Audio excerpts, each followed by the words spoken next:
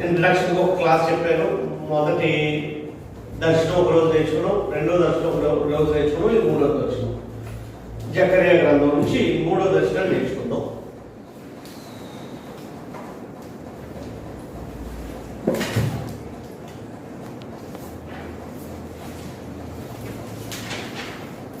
Old links మీకు ఇస్తాను, అవి ఒకసారి చూడండి. అంటే బ్యాక్గ్రౌండ్ తెలియకుండా విషయాన్ని అర్థం చేసుకోవడం కొంచెం కష్టంగా ఉంటుంది. జకర్యా గ్రంథానికి ప్రారంభంలోనే పాత విషయం ఏంటంటే, యెరూషలేము చెరకు వెళ్ళిన యూదులు తిరిగి యెరూషలేము వచ్చిన తర్వాత జరిగిన సంగతులు. చెరకు వెళ్ళిపోయారు, వెళ్ళి వచ్చిన తర్వాత మందిరం కట్టే విషయంలో పునాదులు వేసిన దేవుడి మందిరం అలాగే ఆగిపోయింది. ఇప్పుడు అలా ఆగిపోవడం దేవుడికి ఇష్టమా?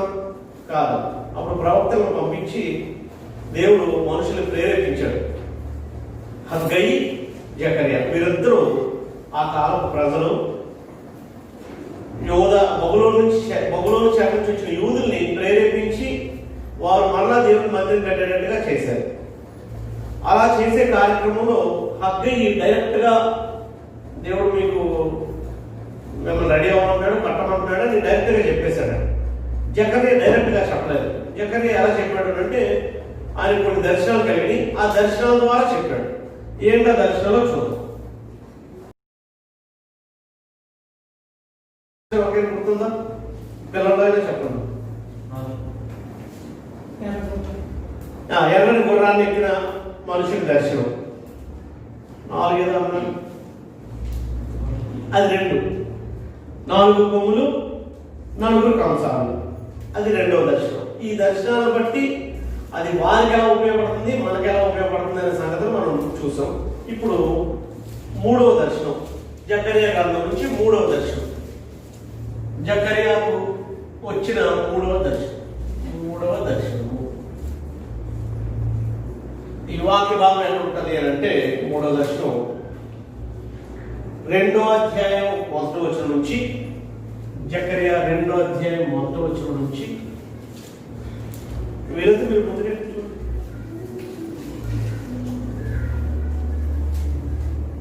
గ్యాప్ ఇచ్చి అక్కడ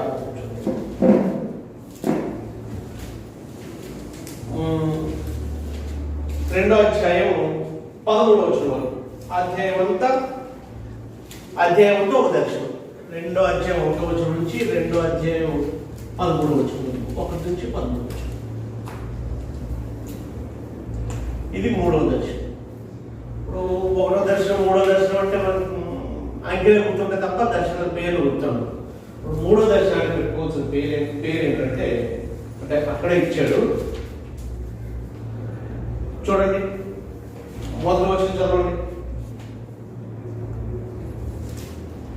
మరియు నేను తేరి చూడగా కొలను చేత పట్టుకుని ఒకడు నాకు కనబడను. అంటే ఈ దర్శనాన్ని మనం పెట్టుకుంటున్న పేరు ఏంటంటే, కొలను చేత పట్టుకుని ఒకటి దర్శనము. హెడ్డింగ్ ఏంటంటే, 3వ దర్శనానికి పేరు కొలనూలు చేత పట్టుకుని ఉన్న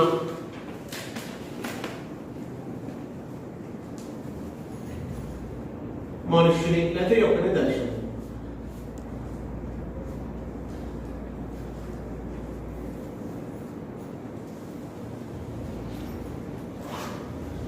జకర్యా గ్రంథం నుంచి ఆ సంగతులు మనం చూద్దాం.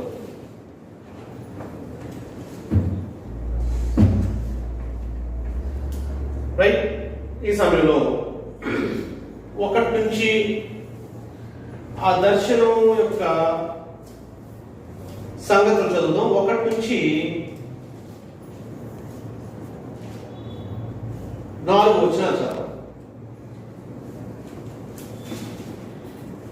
వీలైతే అది పోస్ట్ చేయండి. ఆ దర్శనం చదివిస్తే పోస్ట్ చేస్తారు. చదివండి. మరియు నేను తేరి చూడగా కొలనూలు చేత పట్టుకుని ఒకడు నాకు కనబడెను. నీవెక్కడికి పోవచ్చున్నావు అని నేను అతన్ని అడుగగా, అతడు యెరూషలేము యొక్క వెడల్పును పొడుగును ఎంతైనది కొలిచి చూడబోచున్నాను.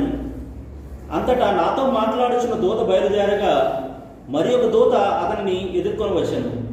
రెండవ దూత పరుగెత్తిపోయి యెరూషలేములో మనుషులను పశువులను విస్తారమైనందున అది ప్రాకారములు లేని మైదానముగా ఉండునని ఈ యవనునికి తెలియజేయమని మొదటి దూతకు ఆజ్ఞ ఇచ్చాను. రైట్. ఈ మూడవ దర్శనంలో అంటే ఇవన్నీ ఒక్కసారి ఒక ఇన్స్టెంట్లోనే జరిగినట్టుగా కనిపిస్తుంది. ఆయన తేరు చూడగా మరి తేరు చూడగా అని ఒక్క రాత్రిలోనే, లేకపోతే దర్శనం వెంబడి దర్శనం దేవుడు జకరియా కనపరిచినట్టు. దర్శనం అంటే మీకు తెలుసు, ఆ వ్యక్తికి ఒరిజినల్గా కనబడే విషయం కాదు. అది దర్శనం అంటే కళల రూపంలో తెలవబడింది. ఆయన ఒకటి పడుకొని ఉంటే మధ్యాకాశాన్ని పడుకోబడితే లేకపోతే స్వప్నం ద్వారా తెలపబడిన విషయాలు. అప్పుడు ఆయన కళ్ళు మూసుకుంటుండగా ఈయనతో ఒక దూత మాట్లాడుతూ ఉన్నాడు. ఇప్పుడు దాకా 2 దర్శనాలు అవి మనం చూసాం. ఇప్పుడు 3వ దర్శనంలో నేను బాగా తేరు చూడగా జకర్యాకి ఏం కనిపించిందంట? కొలనూలు చేత పట్టుకుని కొనిన ఎప్పుడు నాకు కనబడను. ఇదిగో కొలనూలు చేత పట్టుకుని ఎప్పుడు. కొలనూలు అంటే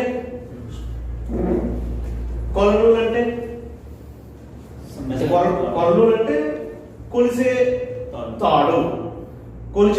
ఇప్పుడు ఫర్ ఎగ్జాంపుల్ పొలాలు, స్థలాలు కొనడానికి మనం మెజర్మెంట్ యూజ్ చేస్తాం. టైలర్ దగ్గర ఉంటుంది టేప్ అంటాం, టేప్. సో అలాంటిది ఒక కొలనూలు పట్టుకున్నాడు అనమాట. ఆ కొలనూలులో గుర్తులు ఉంటాయి. పెద్ద తాడులా ఉంటుంది. ఇంతవరకు ఇన్ని అడుగులని, ఇక్కడ నుంచి ఇన్ని అడుగులని, మీటర్లని, ఏ లెక్క అయితే ఆ లెక్క. ఆ కొలనూలుని బట్టి కొలుస్తారు. స్థలాలు కొలుస్తాం కదా మనం, స్థలాలు కొలిసి దాని లెక్కలు కడతాం. అలాగే అప్పుడు ఆ కొలనూలుని చేత పట్టుకున్న ఒక మనుషుడు ఉన్నాడు. అప్పుడు ఆ విజువల్ వేసారు, ఆ విజువల్ మీకు కనిపిస్తుంది కదా. అదేమో ఒక ఆయన ఒక కొలనూలు పట్టుకున్నట్టుగా కనిపిస్తుంది. అది ఎందుకు అని అంటే, ఇప్పుడు జకర్యా ప్రశ్న వేస్తున్నాడు. ఆయనకి ప్రతి దర్శనం దేవుడు చూపించినప్పుడు ఇక్కడ జకర్యా వేస్తున్న ప్రశ్న ఏంటో చూడండి. నీవెక్కడికి పోచున్నావని నేను అతను అడుగుగా, జకర్యా ప్రశ్న.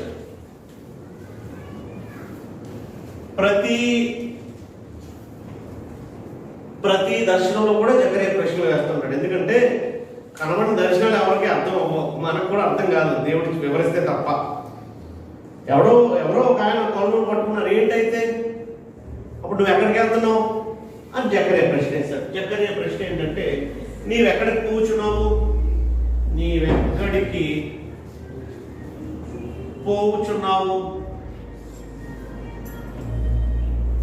నువ్వెక్కడికి పోచున్నావు అని జకర్యా ప్రశ్న వేస్తే ఆ దర్శనంలో ఆయన సమాధానం చెప్తున్నాడు. ఏమని?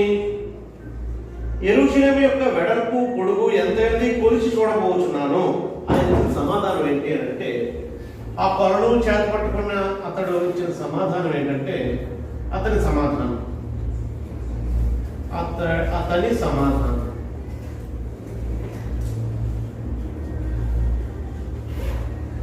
యెరూషలేము పొడవు వెడల్పు ఎంతైనది కొలబోచున్నాను.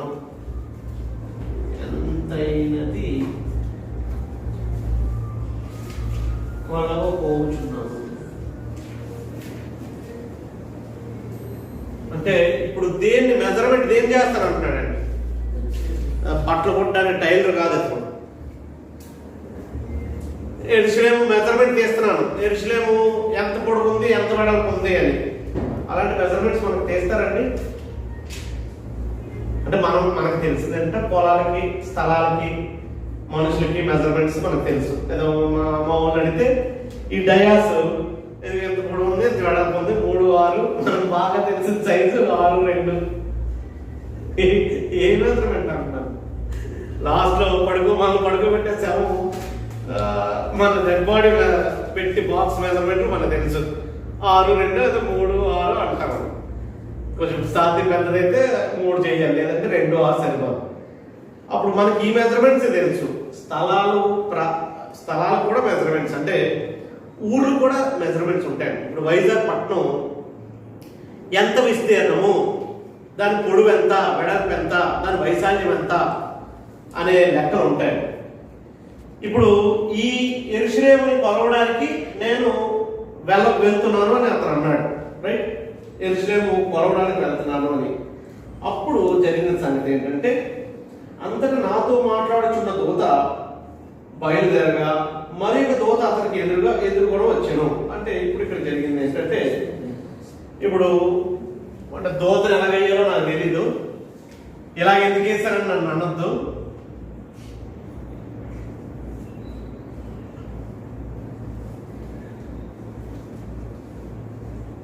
ఎవరు అంటే రెక్కల్లాగా వేస్తున్నాను అనుకోండి అంతే. ఇప్పుడు ఇక్కడ జరిగింది ఏంటంటే, ఇక్కడ జకర్యా ఉన్నాడు, ఈయన జకర్యా. ఈ జకర్యాతో ఒక దూత మాట్లాడుతున్నాడు ఇప్పుడు దాకా. ఈయనే కనపరిచాడు, విషయాలన్నీ కనపరుస్తున్నాడు. ప్రతి మొదటి దర్శనం కానీ తర్వాత దర్శనం కానీ కనపరిచాడు. ఇప్పుడు ఈ దర్శనం ఈయనకు ఒక యవనుడు కనిపించాడు. అప్పుడు సడన్ గా ఏం చేశాడంటే, ఈ మాట్లాడుతున్న దూత పరిగెత్తుకొని వెళ్ళిపోతున్నాడు. చూడండి, అంతటి నాతో మాట్లాడుతున్న దూత బయలుదేరగా మరి ఒక దూత అతన్ని ఎదుర్కొని వచ్చాను. అలాగా మాట్లాడుతూ ఈ దూత వెళ్ళిపోయాడు. ఈయన వెళ్ళిపోతే ఈయన ఎదుర్కోవడానికి ఇంకొక ఆయన వచ్చాడు, రెండవ దూత. వాళ్ళిద్దరూ కలుసుకున్నారు. వాళ్ళిద్దరూ కలుసుకొని మాట్లాడుతున్న సంభాషణ ఇక్కడ మనకు ఇవ్వబడింది. ఆ రెండవ దూత మాట్లాడుతున్నాడు, ఈయన ఇక్కడ రాసుకోండి. ఈ రెండవ దూత ఈయనేమో మొదటి దూత. జకర్యాకి అన్ని చూపిస్తాను మొదటి దూత. చాలా మంది ఏమంటారంటే,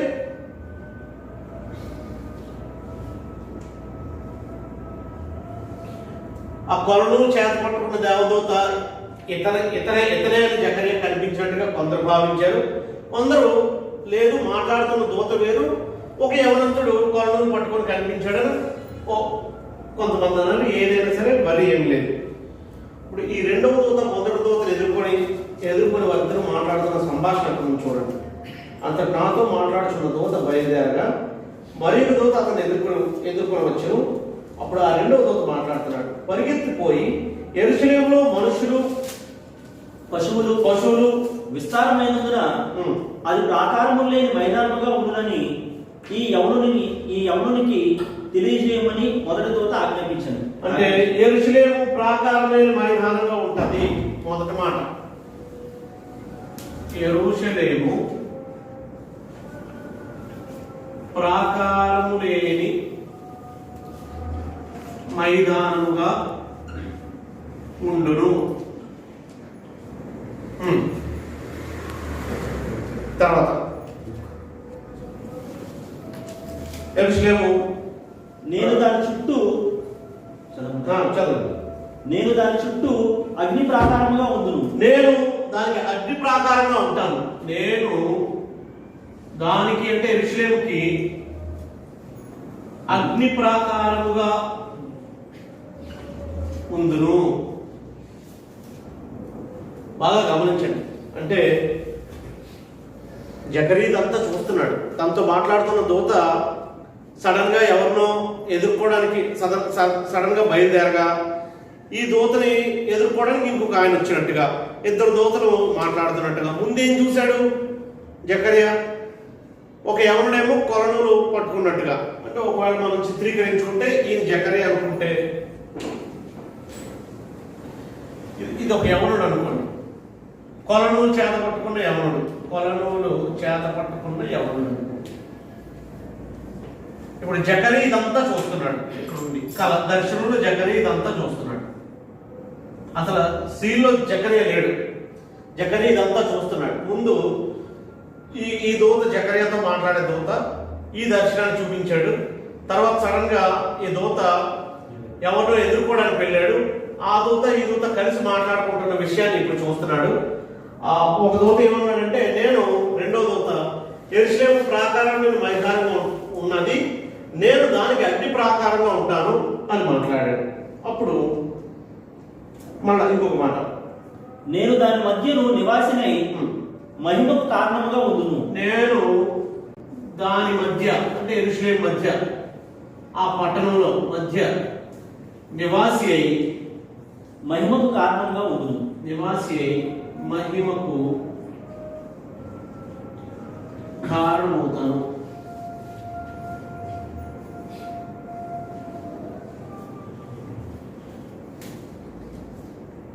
రైట్, ఇదే యెహోవా వాక్కు. ఇది యెహోవా వాక్కు. ఈ యవనుడికి తెలియజేయి. ఇప్పుడు ఆ యవనుడు జకర్యా అవ్వచ్చు, ఆ యవనుడు కొరనూలు చేత పట్టుకున్నవాడైనా అవ్వచ్చు. ఎవరికైనా ఆ దూతలు ఏమని అంటున్నారంటే ఈ సంగతి యవనుడికి తెలియజేయి. ఏమని? నేనే యెరూషలేము ప్రాకారం లేని మైదానం ఉన్న యెరూషలేముకి నేనే అగ్ని ప్రాకారంగా ఉంటానని దేవుడు తన దూతను పంపించి జకర్యాతో మాట్లాడుతున్న దేవదూత ఆ రెండవ దూత ఇద్దరు సంభాషించుకునేటట్టుగా ఆ సంభాషణ జకర్యాకు వినిపించాడు. ఈ యవనుడు అనేటప్పుడు కొరనూలు చేత పట్టుకున్న ఎవరైనా అవ్వచ్చు, ఈ దర్శనం చూస్తున్న జకర్యా కావచ్చు. ఇద్దరిలో ఎవరు అనుకున్నా సరే మనకి అభ్యంతరం లేదు. కానీ విషయం ఏంటంటే ప్రాకారం లేని మైదానంగా ఉన్న యెరూషలేముకి అగ్ని ప్రాకారంగా నేనే ఉంటాను. అక్కడ నేను అంటే దూతనా దేవుడనా? దూతే ఆ మాట మాట్లాడాడు. దేవుడు అగ్ని ప్రాకారంగా ఉంటాడు. యెరూషలేముకి అగ్ని ప్రాకారంగా ఉంటాను అని అంటే ఇంకా ప్రాకారం కట్టబడలేదు. ప్రాకారం ఎప్పుడు కట్టబడింది చెప్పండి యెరూషలేముకి? ఇప్పుడేమో జెరుబ్బాబెలు కాలం. జెరుబ్బాబెలు, ఎజ్రా వీళ్ళందరూ అయిపోయిన తర్వాత నెహెమ్యా వచ్చాడు. అప్పుడు కదా ప్రాకారాన్ని కట్టాడు. కానీ ఇప్పుడు ఏమన్నాడంటే నేనే అగ్ని ప్రాకారం కింద ఉంటాను అంటే దేవుడే ఓ పట్టణానికి అగ్ని ప్రాకారం అయితే ఎవరైనా దానిలో ప్రవేశించగలరండి? ఓసారి ఇలాంటి అగ్ని ప్రాకారమే, లేకపోతే అగ్ని ప్రాకారం కాదు అగ్ని రథాలు అన్నాడు. ఎక్కడైనా మీకు గుర్తొచ్చిందా అలాంటి సందర్భం? ఓసారి ఎలీషాను పట్టుకోవడానికి ఇశ్రాయేలు రాజు ఎలీషాను పట్టుకోవడానికి మనుషులు పంపించాడు. ఎలీషాను పట్టుకోవడానికి మనుషులు పంపిస్తే అక్కడ ఉండే సేవకుడేమో అయ్యా మనం పట్టుకోవడానికి రథాల మీద వచ్చేసారు అని అంటే నువ్వు ఎందుకు ఇంతకీ నీకు ఇంకా విశ్వాసం కలగలేదా? దేవుడు మన పక్షాన ఉన్నాడని నీకు అర్థం కాలేదా? ఒకసారి నాయన వీడి కన్నులు తెరవము అని ఎలీషా దేవుడికి ప్రార్థన చేస్తే వాళ్ళ కన్నులు తెరిచారు. అంటే దేవుడు ఆ సేవకు కన్నులు తెరిచాడు. పట్టుకోవడానికి వస్తున్న చుట్టూ ఉన్న ఇశ్రాయేలు రాజు సైన్యం యొక్క రథాల వెనక ఎవరున్నారండి?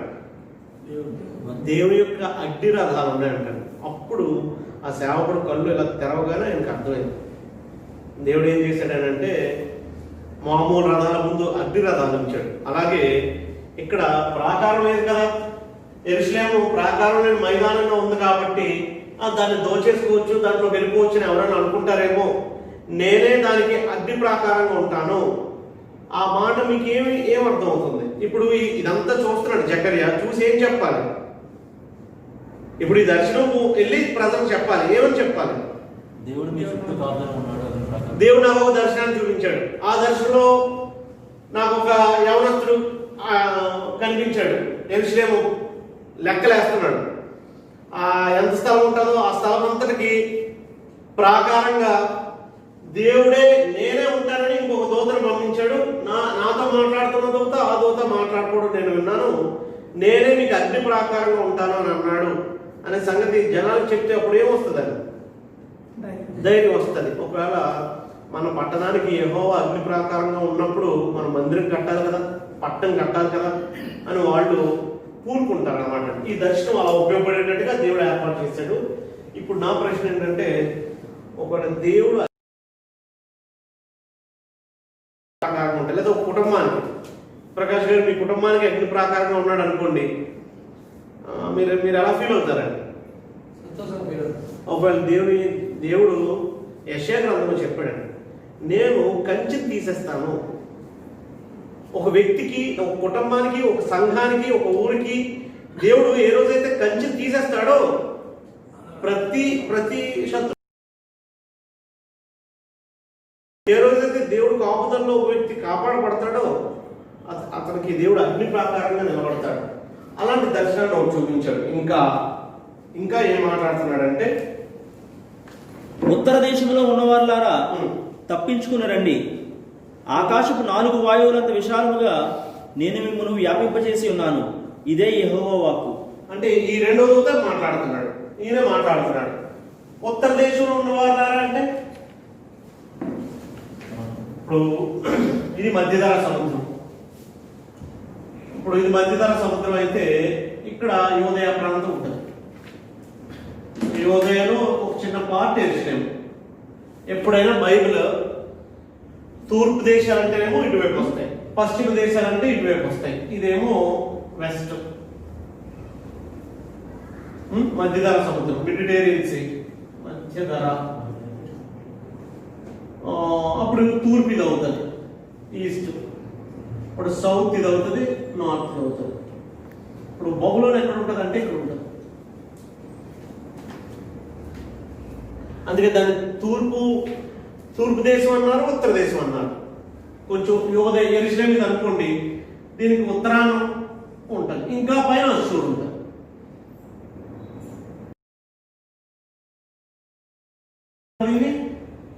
ఉత్తర దేశం కూడా అవ్వచ్చు, యెరూషలేం ఉత్తర దేశం కూడా అవ్వచ్చు. అలాగే అప్పుడు ఉత్తర దేశంలో ఉన్నవారారా అంటే ఎవరండి?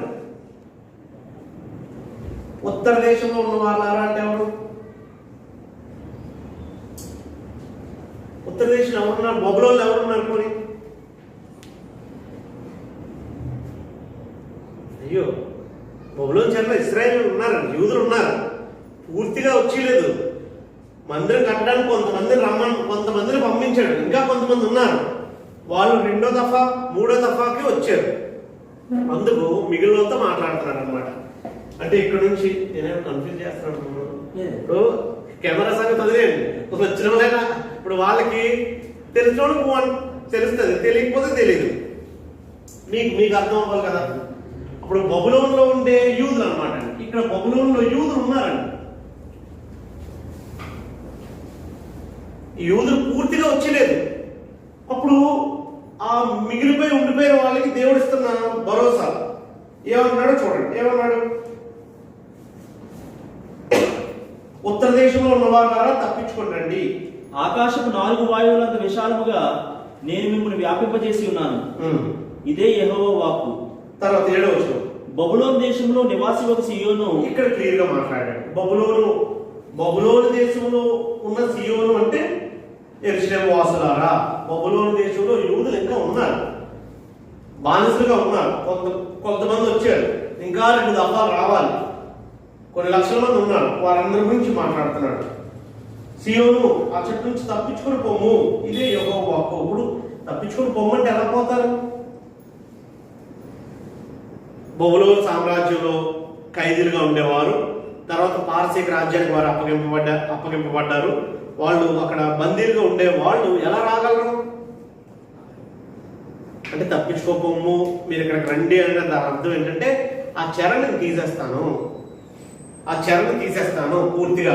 ఇప్పటికే తీసేసి కొంతమందిని రప్పించాడు, పూర్తిగా తీసేసి మిమ్మల్ని అందరినీ రప్పించి మిమ్మల్ని ఇక్కడ స్థిరపరిచి ఆకాశ వాయువులంతా మిమ్మల్ని విస్తారింపు చేస్తాను యెరూషలేము నుంచి. అది దేవుని మాట. ఇప్పుడు ఆ మాట ఎంత బలంగా ఉంది ఇశ్రాయేలుకి, యూదులకి బలంగా ఉందండి. ఏమన్నాడంటే బబులోను ఉండే చెరలో ఉన్న మిగిలిన వారు 6-7 వచనాల్లో చెరలో నున్న మిగిలిన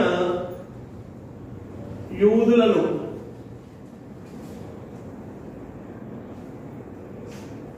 చెర నుంచి విడిపిస్తాను.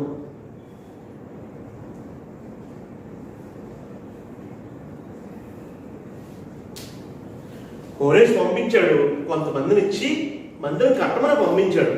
జెరుబ్బాబెల్ని, యెహోషువ, కొంతమంది అందరూ వచ్చారు తప్ప కంప్లీట్ గా అక్కడ నుంచి మొత్తం రాలేదని. అది దఫాలుగా దేవుడు కృప చూపించి వాళ్ళు విడుదల చేశాడు. అప్పుడు చెరలో ఉన్న మిగిలిన యూదుల్ని చెర నుంచి విడిపిస్తాను అని 6-7 వచనాలు. ఉత్తర దేశంలో ఉన్న వాళ్ళారా, వాళ్ళు ఎవరంటే యూదులే. బబులోన్లో నివాసి సియోను అంటే యెరూషలేము వాసులు. బబులోన్లో ఎందుకు ఉండాలి? బబులోను చెరలో ఉండిపోయారు. అక్కడ ఉండిపోయిన మిమ్మల్ని నేను బయటికి తీసుకొస్తాను, తప్పించుకొని పోము అంటే వాళ్ళు ఎలా తప్పించుకోలేరు. ఆ చెరని నేను తీస్తాను అని అర్థం అండి. రైట్.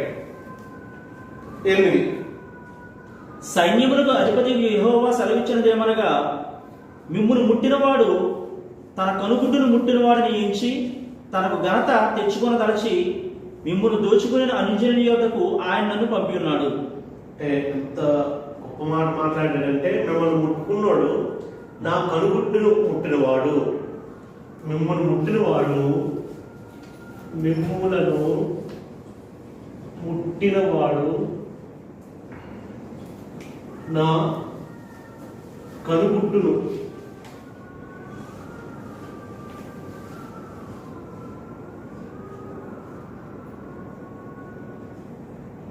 అంటే మిమ్మల్ని ఎవరైనా ముడితే అతను నా కనుగుడ్డు ముట్టినాడు. దేవుని కనుగుడ్డుని ముట్టి ఏమంటే దేవుని కనుగుడ్డును ముట్టి తప్పించుకోగలవా? అంటే దేవుడు తన ప్రజల యొక్క ఎలాంటి గొప్ప ఆదరణ మాటలు వాడాడంటే, మీరు నా కనుగుడ్డుతో సమానం అన్నాడు. మిమ్మల్ని ముట్టినవాడు నా కనుగుడ్డును ముట్టినట్టు. కాబట్టి అంత దేవుని కనుగుడిని ముట్టగలిగే అంత సాహసం ఎవరైనా చేయగలరా? మామూలు మన కనుగుడ్డునే ఎవరు ముట్టలేమో మనం. దేవుడు ఏమన్నాడంటే, మిమ్మల్ని ముట్టినవాడు నా కనుగుడ్డును ముట్టినవాడని నేను ఎంచి తనకు ఘనత తెచ్చుకోదలిచి మిమ్మల్ని దోచుకున్న అన్యుల యొద్దకు ఆయన నన్ను పంపి ఉన్నాడు. ఆ దూత మాట్లాడుతున్నాడు అనమాట. మిమ్మల్ని దోచుకున్న అన్యుల దగ్గరికి ఆయన నన్ను పంపాడు నిజాల యొద్దకు. వారి దగ్గర ఘనత తెచ్చుకునేటట్టుగా మిమ్మల్ని ముట్టుకున్నాడు. ఆయన కలుగును ముట్టుకున్నట్టు అంత దాన్ని ఏమంటారు, అంత సీరియస్గా తీసుకున్నాడు మీ విషయంలో అని ఆ దోత చెప్తున్నాడు. నేను నా చేతిని ఆడించగా, 9వ వచనం, నేను నా చేతిని వారి మీద ఆడించగా వారు తమ దాసులకు దోపుడు సొమ్మగదు. అక్కడ వారు అంటే అన్యులు. ఎవరైతే వీళ్ళని దాసుగా పట్టుకెళ్లారో ఆ బబులోనీయులు, మాదీలు అవ్వండి, బబులోనీయులు అవ్వండి, అశ్షూరీయులు అవ్వండి, వాళ్ళందరూ నేను నా చేతిని వారి మీద ఆడించగా వారు అంటే ఆ అన్యజనులు తమ దాసులకు దోపుడు సొమ్మగదురు. అప్పుడు సైన్యులు కాకపోతే యెహోవా నన్ను పంపి ఉన్నాడని మీరు తెలుసుకుందరు. అంటే ఇప్పుడు మీరు దాసులు, మీకు వాళ్ళు దాసులు అవుతారు, లేకపోతే వారు ఇంకా అన్యాయం అయిపోతారు. కాబట్టి మిమ్మల్ని ఎవరెవరైతే ఇప్పుడు దాకా తీసుకెళ్లి బానిసలుగా వచ్చారో వారందరి మీద నేను చెయ్యి ఆడిస్తాను. చెయ్యి ఆడించడం అంటే వాళ్ళకి అపజయం కలిగిస్తాను అని అర్థం. ఆ మాటలన్నీ దేవుడు ఆదరణతో కూడిన మాటలండి, ఇశ్రాయేలు ఆదరణతో కూడిన మాటలు. 10వ వచనం, సియోను నివాసులారా, నేను వచ్చి మీ మధ్య నివాసం చేతును, సంతోషంగా ఉండి పాటలు పాడుడి, ఇదే యెహోవా వాక్కు. ఇప్పుడు ఇది ఎక్కడ రాద్దాం? ఇక్కడ ఏం చెప్పిన మాటలే ఇక్కడ రాస్తాను. ఏం చెప్పిన మాటలే అంటే అన్ని ఆదరణ మాటలాగానే ఉంటాయి. దేవుడు వచ్చి మన మధ్య నివాసం చేస్తే ఎలా ఉంటుందో అక్కడ చెప్పాడు. 10వ వచనం నుంచి, సియోను వాసులారా, నేను మీ మధ్యలో నివాసం చేతును. అంటే ఇక్కడ దేవుడు వచ్చి నివాసం చేస్తే, నేను మీ మధ్య నివాసం చేస్తే, ఇక్కడేమో ఒక మాట రాసుకున్నాం. నేను వారి మీద చెయ్యి ఆడించగా అంటే నేను వారిని ఓడిస్తే, నేను వారిని చెప్పిస్తే వారు తమ దాసులకు దోపుడు సొమ్మగలుగుతారు. నేను మీ శత్రువులను, వారు అంటే మీ శత్రువులను ఓడిస్తే లేకపోతే శపిస్తే వారు దోపుడు సొమ్మవుతారు.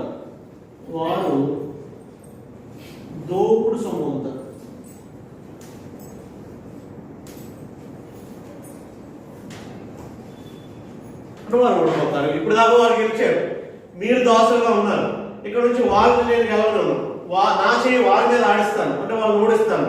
అప్పుడు వారు దోపుడు సొమ్ము అవుతారు. అది 2వ దూత చెప్పిన సంగతిలో ఇంకొక అదే కింద పాయింట్లే రాసుకోవచ్చు. అయితే నేను మీ మధ్య వచ్చి నివాసం చేస్తాను, నేను మీ మధ్య నివాసం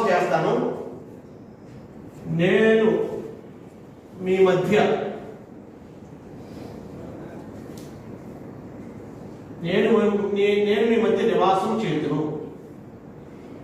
అప్పుడు మీరేం చేస్తారో చెప్పాడు. నేను మీ మధ్య వచ్చి నివాసం చేతును, కాబట్టి మీరేం చేయాలో చెప్పాడు. సంతోషంగా ఉండి పాటలు పాడుడి. సంతోషించి పాటలు పాడండి, సంతోషంగా ఉండి పాటలు పాడండి. ఏడొద్దు, మేము బాధొద్దు. మా పని ఆపేశారు శత్రువులు అనే బాధ వద్దు, మందిరం కట్టలేకపోయాం మధ్యలో ఉండిపోయామని బాధ వద్దు. నేనే వస్తాను, నేనే ప్రాకారంగా ఉంటాను, నేను మీ మధ్య నివాసం చేస్తాను. ఇక మీకు దుఃఖ పాటలు లేవు. ఏ పాటలు ఉంటాయో ఆ సంతోషంతో పాటలు పాడుడి. 2 సంతోషంగా నుండి పాటలు పాడండి. ఇదే యెహోవా వాక్కు. ఆ దినమున అన్యజనులు అనేకులు యెహోవాను హత్తుకొని నాకు జనులగుదురు. ఆ దినమున అన్ని జనులు వచ్చి దేవుని హత్తుకుంటారు. అన్యజనులు వచ్చి దేవుని హత్తుకుంటారు. యెహోవా అంటే దేవుడు అండి. యెహోవాని హత్తుకొను. అన్ని జనులు వచ్చి యెహోవాని ఎలా హత్తుకుంటారు? ఆయన దేవుడిగా అంగీకరిస్తారు. యెహోవాను హత్తుకోవడం అంటే ఎవరిని హత్తుకుంటారు? యూదులను హత్తుకుంటారు. అన్ని జనులు వచ్చి మీ దేవుడు నిజమైన దేవుడని, ఆయన కట్టదలిస్తే యెరూషలేము కట్టబడుతుందని, ఆయన యుద్ధం చేస్తే గెలుస్తారని యెహోవా నామాన్ని అంగీకరిస్తారు అని అర్థం. యూదుల్ని ఒప్పుకుంటారు. ఇప్పుడు యూదుల్ని తృణీకరిస్తున్నారు, ఇప్పుడు యూదుల్ని తిరస్కరిస్తున్నారు. అక్కడ మీకు యజ్రా గ్రంథం 4-5 అధ్యాయాలు చదివిన తర్వాత జకర్యా గ్రంథం చదవాలండి. మీరు ఇంటికి వెళ్ళి కావాలంటే యజ్రా గ్రంథం 4-5 అధ్యాయాలు చదవండి. ఓ పెద్ద ఉత్తరం రాశారు, అర్థహస్తకు ఉత్తరం రాశారు. రాజా, మీ ఉప్పు తిన్న మనుషులు మేము, వీరు కానీ ఇక్కడ కానీ మందిరం కడితే వీరు పాత హిస్టరీ చూడండి, వీరు ఎవరిని పడితే వాళ్ళని ఓడించిన బలం వీరిది. వీళ్ళు కానీ ఇక్కడ మందిరం కట్టుకొని స్థిరపడి తర్వాత పట్టణంగా స్థిరపడితే వీళ్ళు మొదట పన్ను కట్టరు, ఎవరికి లొంగరు, ఎవరిని లెక్క చేయరు. సో నది అవతల నుంచి ఇది వేరేగా, మీ రాజ్యం నుండి వేరేగా తిరుగుబాటుదారులుగా వీరు ఉంటారు తప్ప వీరు మీకు ఎటువంటి సహకారం చేయరని ఒక లెటర్ పంపించారండి. అంటే నా సొంత మాట కాదు, వచ్చిన చదివేసి మళ్ళీ ఇక్కడికి వచ్చాను. ఎక్కడి యజ్రా గ్రంథం. అందుకు ఈ పనులు ఆగిపోయాడు. యజ్రా, నెహెమ్యా, ఎస్తేరు. యజ్రా గ్రంథం 4వ అధ్యాయం 14వ వచనం చదువుతాను చూడండి. Page number 394. యజ్రా గ్రంథం 4వ అధ్యాయం 14వ వచనం. మేము రాజు యొక్క ఉప్పు తిన్నవారము, లేకపోతే పైన 13వ వచనం. కావున రాజు అయిన తమకు తెలియవలసింది ఏమనగా, ఈ పట్టణము కట్టి దాని ప్రాకారం నిలువ పెట్టిన ఎడల వారు శిస్తు గాని సుంకము గాని పన్ను గాని ఇయ్యకుందురు. అప్పుడు రాజుకు రావాల్సిన పైకము నష్టమగును. మేము రాజు యొక్క ఉప్పు తిన్నోళ్ళం కాబట్టి రాజుకి నష్టం రాకుండా మేము చూడవలనని ఈ ఉత్తరం మీకు పంపిస్తున్నాము. ఈ పట్టణం వారిని కానీ మీరు చూస్తే పాత దస్తావేజులు చూడండి, వీరు హాని చేయవారు, తిరుగుబాటు చేయవారు, కలహకారులుగా కనబడదురు అని బోల్డ్ పెద్ద లెటర్ ఒకటి రాశారండి. అప్పుడు 16వ వచనంలో ఆఖరి 16వ వచనం ఆఖరి, నీ పట్టణం కట్టబడి దాని ప్రాకారంలో నిలువబెట్టిన ఎడల నది యువతల తమ హక్కు ఎంత మాత్రం ఉండదు, అది మీరు బాగా తెలుసుకోండి. అలాగా ఒక ఉత్తరం రాశారు. కాబట్టి మేము మీకు ఈ విషయాన్ని మీరు శాంతంగా చదివించుకోండి అని ఉత్తరం రాసేటప్పుడు రాజు గాబరపడిపోయాడు. అక్కడ రాజు గాబరపడిపోయి ఆయన పని ఆపండి, అక్కడ పని చేయొద్దు అని చెప్పేసి అది చదివిన తర్వాత చదవాలి. అప్పుడు దేవుడు జకర్యాని కొన్ని సంవత్సరాలు పని ఆగిపోయింది. జకర్యాని హగ్గైని పంపించాడు. హగ్గైనేమో డైరెక్ట్ తెచ్చేస్తాడు, చేతులు కట్టుకొని మీరేమో మీ ఇళ్ళలో పడుకుంటారా, దేవుడి మందిరాన్ని వదిలేస్తారా, డైరెక్ట్ తిట్టేస్తాడు. జకర్యా అయితే అలా డైరెక్ట్గా తిట్టలేదు. కానీ జకర్యా ఉద్దేశం కూడా యెరూషలేము స్థిరపరచబడాలి, యెరూషలేము మందిరం కట్టబడాలి, యెరూషలేము ప్రాకారం స్థిరపరచబడాలి, ఇవే ఉద్దేశాలు. అయితే ఈ ఉద్దేశాలు ఎలా నెరవేర్చాడు అని అంటే, డైరెక్ట్గా హగ్గై చెప్పినట్టుగా కాకుండా కొన్ని దర్శనాలు చూపించాడు. ఈ దర్శనంలో ఈ సంగతి చెప్పాడు. లాస్ట్లో ఒకసారి మనం రివ్యూ చేసుకుందాం. ఇప్పుడు అన్ని జనులు వచ్చి హత్తుకుంటారు. ఇప్పుడు వరకు అన్ని జనులు ఏం చేస్తున్నారండి? ఇప్పుడు మనం చదువుకుని వచనాన్ని బట్టి అప్పుడు రాజు ఏమంటాడు? రాజు ఉత్తరం రాసేవాడు తృణీకరించారు యూదుల్ని, లెటర్లు రాసి దొంగ లెటర్లు రాశారు.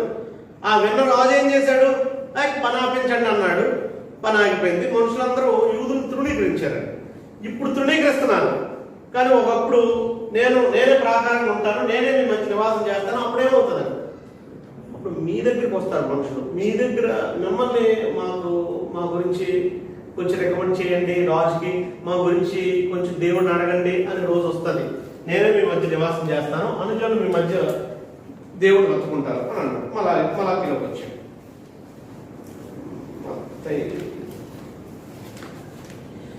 జక్కర్యా మలాకి అంటున్నా, క్షమించాడు. జక్కర్యాకి వచ్చాడు. జక్కర్యా 775 పేజీ ఆ కింద భాగం మనం చదివేసుకుంటే క్లోజ్ చేసుకున్నాం ఈరోజు. 11, 13 వచనాల్లో ఆ విషయాలు ఉంటాయి.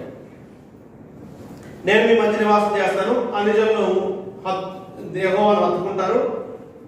అప్పుడు యెహోవా నన్ను మీ వద్దకు పంపి ఉన్నాడని మీరు తెలుసుకుంటారు. మరియు తనకు స్వాస్థ్యమని యెహోవా ప్రతిష్ఠితమైన దేశంలో యోధాను స్వతంత్రించుకున్నాను. అంటే యోధా నా స్వాస్థ్యము అని దేవుడు స్థిరపరచుకుంటాడు. మీరు నా స్వాస్థ్యము అని దేవుడు అంటాడు.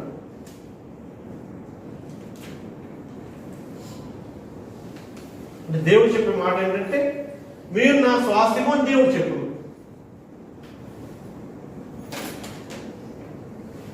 అప్పుడు యోధా దేశం కాదు, యెరూషలేము కాదు. ఇప్పుడు దాకా నా స్వాస్థ్యం అంటే అది నాది అని యెహోవాయే దేవుడే దాన్ని నాది అని అనుకున్నప్పుడు ఇంకెవరైనా దాని మీద అటాక్ చేయగలరండి? తర్వాత యెరూషలేమును ఆయన ఇకను కోరుకును. యెరూషలేమును ఇక్కడ కోరుకుంటాడు. యోధా నా స్వాస్థ్యము, యెరూషలేమును ఇక్కడ కోరుకుంటాడు. అదే మాట.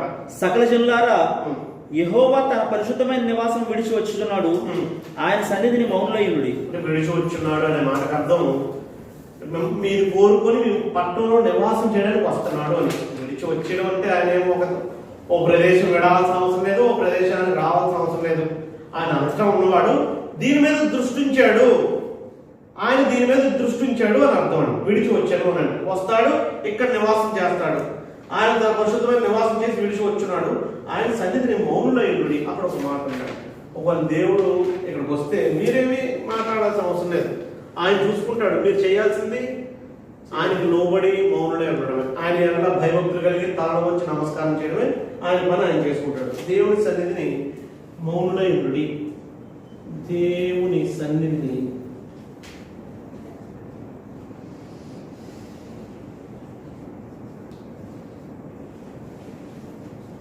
అంటే దేవుడు వస్తాడు, దేవుడు చూసుకుంటాడు, మీరు లోబడి ఉండండి అని. ఓసారి క్లోజ్ చేశారు, ఇంకా రాసేదేమి లేదు. ఈ దర్శనం జకరియా చూపబడిన ఈ దర్శనం ఇశ్రాయేలుకి ఎలా ఉపయోగపడుతుందని మందిరం కట్టే విషయంలో కానీ క్లియర్గా ఉన్నాయి ఆ సంగతులు. ఇంకా దీంట్లో ఇంతవరకు దర్శనమేమో, ఇప్పుడు దర్శనం కాదు. మనకి రివీల్ అయిపోయింది. యవనుడు ఒక మనుషుడు కొరడును పట్టుకొని యెరూషలేముని కొరడును పట్టుకొని కొలుస్తున్నట్టుగా, లేదా కొలవడానికి వెళ్తున్నట్టుగా కొరడును పట్టుకొని మొదలు కనిపించాడు. అప్పుడు జకరియా అడుగుతున్నాడు అనమాట, ఎవరు ఇతను, నీవెవరివి అని అడిగాడు. యాక్చువల్గా ఈ కొరడును పట్టుకున్న యవనుడు కూడా, ఈ దూత కూడా ఇది ఉండొచ్చు. అంత కాంప్లికేట్ లేకుండా మనం సింపుల్ గా ఇద్దరు దేవదూతలు ఒక జకరియా అనుకుందాం. ఈయనే మొదలు కనిపించాడు అనుకోండి. కాకపోతే ఈ ఎవరు చెప్పు అని అన్నప్పుడు అప్పుడు ఆ ట్రబుల్ మనకు వస్తుంది, లేకపోతే ఏదైనా పర్వాలేదు. అప్పుడు దేవదూతకి జకరియా ప్రశ్న వేస్తున్నాడు, ఈ ఎవరు ఎవరు అని, లేదా నీవెవరవే డైరెక్ట్ గా దర్శనం అతనే అడిగాడు. అప్పుడు నేను ఎవరిని అని చెప్పాడు అతను, యెరూషలేముని కొలవడానికి వెళ్తున్నాను. ఈరోజు మాట్లాడుతున్న ఈ దేవదూత బయలుదేరగా ఇంకొక ఆయన ఎదురుపడ్డాడు. వీళ్ళిద్దరూ ఎదుర్కోవడానికి ఇది వెళ్ళాడు అనమాట. వీళ్ళిద్దరు సంభాషణ ఏంటి అంటే, ఈరోజు చెప్తున్నాడు ఈయనకి ఈ సంగతి అంతా జకరియా వినాలి, ఇది విని జనాలు చెప్పాలి. యెరూషలేము ప్రాకారమైన మైదానంగా ఉంది, దానికి నేనే ప్రాకారంగా ఉంటాను, అగ్ని ప్రాకారంగా ఉంటాను.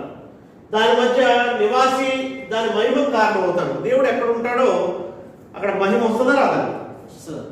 ఆ మహిమకు నేను కారణం అవుతాను అంటున్నాడు. ఇక్కడ సింపుల్ గా మనం అర్థం చేసుకోవాల్సింది, మన కుటుంబంలో దేవుడు ఉన్నాడు అనుకోండి, ఆ కుటుంబానికి మహిమ కలిగేటట్టుగా మహిమకి దేవుడు కారణం అవుతాడు. అయితే ఆహ్వానిస్తామా లేదా అనేది మన ఇష్టం. ఒక సంఘం కానీ కుటుంబం కానీ.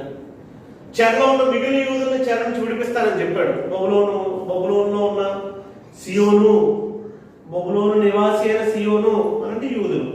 ఆ చెరలో ఉన్న ఉత్తర దిక్కులో ఉన్న బబులోను నివాసులారా, మిమ్మల్ని బయటికి తీసుకొస్తాను అని అన్నాడు. మిమ్మల్ని ముట్టినవాడు నా కనుగుడ్డును ముట్టినవాడు, నేను మీ శత్రువును ఓడిస్తే వారు దోపుడు సొమ్ము అవుతారు అనే సంగతి చెప్పాడు. అప్పుడు అవన్నీ ఎలాగో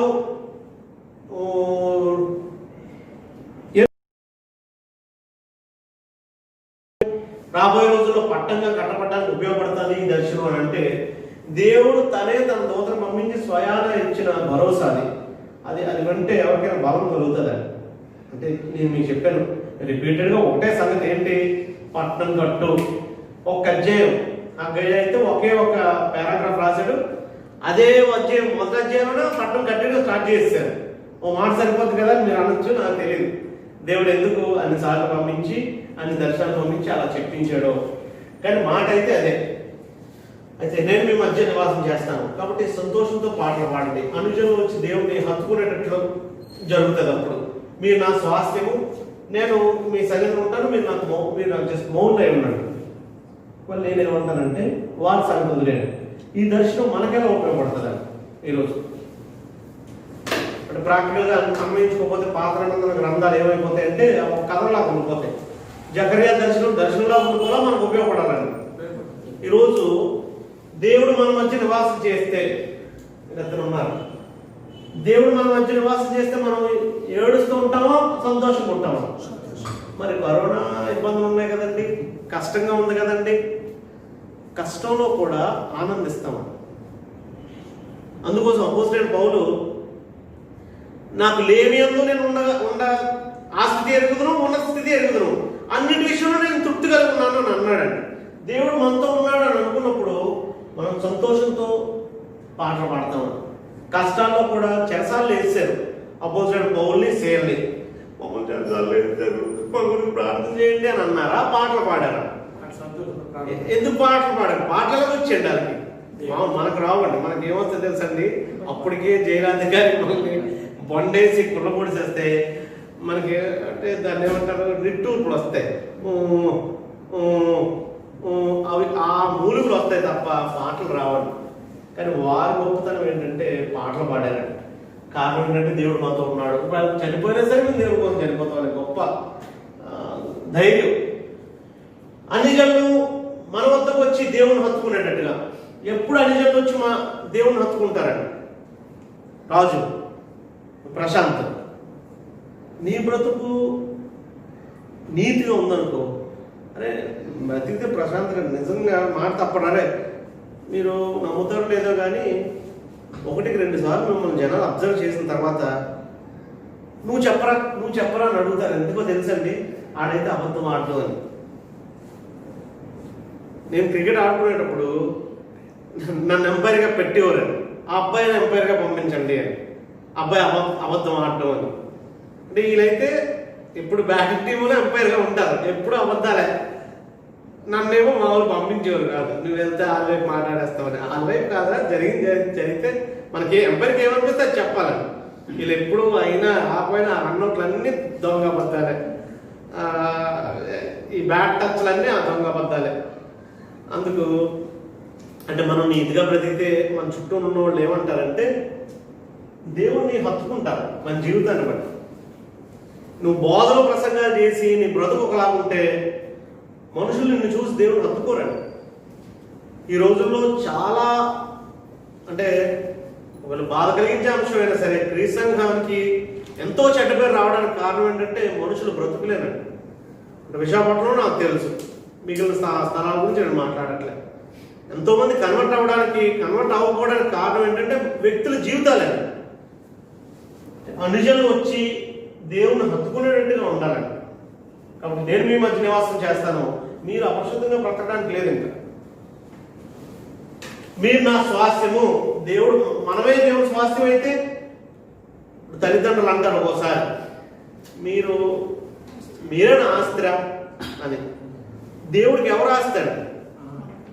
దేవుడు నిజంగా మనమే స్వాస్థ్యము, మనమే ఆస్తి అని అనుకుంటే రేపు పొద్దున్న తీర్పు దినాన్న మనం దేవుడి వైపు కాకుండా వేరే వైపు వెళ్ళిపోతే ఎంత బాధపడతాడండి. అరే నువ్వు నా పిల్లడు అనుకున్నాను, నా ఆస్తి అనుకున్నాను, నా స్వాస్థ్యం అనుకున్నాను, నువ్వు వెళ్ళారా సాతాన పట్టులో పడిపోయావు అని బాధపడతాడు. అందుకోసం అబ్రహాము, ఇస్సాకు, యాకోబుల గురించి ఏమన్నాడంటే హెబ్రీ పత్రిక 11వ అధ్యాయంలో తీయొద్దు, వారి దేవుణ్ణి నేను అనిపించుకోవడానికి నేను సిగ్గుపడను అని అన్నాడండి. అంటే వాళ్ళు నేను తలదించుకునేటట్టుగా నన్ను చేయరు, ఎప్పటికీ నేను ఆ దేవుణ్ణనే చెప్పుకుంటాను అని అన్నాడండి.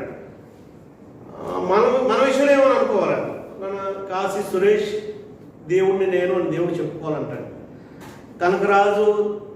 కనకరాజుకి తండ్రిగా నేను దేవుడుగా ఉన్నాను. అసలు మనం ఏమనుకుంటాం, ఆ దేవుని సన్నిధిలో మనం జస్ట్ అలా వెళ్తే చాలని అనుకుంటాం. దేవుడు అలా కాదు, రివర్స్లో మాట్లాడుతున్నాడు. లోకాకి నేను దేవుడిని, ప్రపంచానికి నేను చెప్తాను. అది ఎంత గొప్ప సంగతి చూడండి. అబ్రహాం, ఇస్సాకు, యాకోబు విషయంలో నేను సిగ్గుపడలేదు, మీ విషయంలో కూడా నేను సిగ్గుపడకుండా బ్రతకండి. ఒకవేళ మీరే నా స్వాస్థ్యం అయితే, మీరు నా స్వాస్థ్యం అని నేను అనుకుంటున్నాను, మీరు అది నా స్వాస్థ్యం కాకుండా పోవద్దు. దేవుని సన్నిధిలో ఒకవేళ మనం ఉంటే ఎలా ఉండాలండి? ఈరోజు వాక్కూడదండి దేవుడి సన్నిధిలో. దేవుడు మన మధ్య వచ్చి నివాసం చేస్తే మనం ఎలా ఉండాలండి? డిసిప్లైన్గా ఉండాలి. దేవుని సన్నిధిలో ఎటకారంగా ఉండకూడదండి. దేవుని సన్నిధిలో కాళ్ళు కొంతమంది నేను చెప్దాం అనుకుంటాను పర్సనల్గా, కొన్ని ఏంటంటే అలవాట్లు చెప్పడం, కాలు మీద కాలులా ఊపుతారండి. కాలు ఊపకూడదు.